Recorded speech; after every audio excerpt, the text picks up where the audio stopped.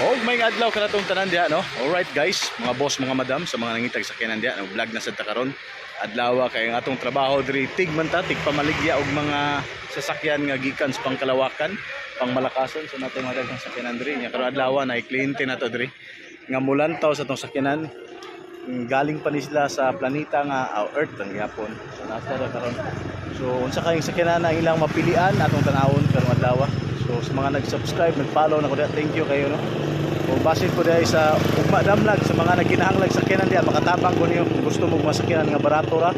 Inyo ang budget pila na, i-PM ko, i-text ko niyo, tawagi ko niyo kay atong sabutan, tabangan ta mo. Right? Dira atong kliyente.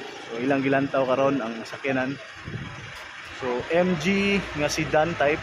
Sila, ali to ang steam pod kauban.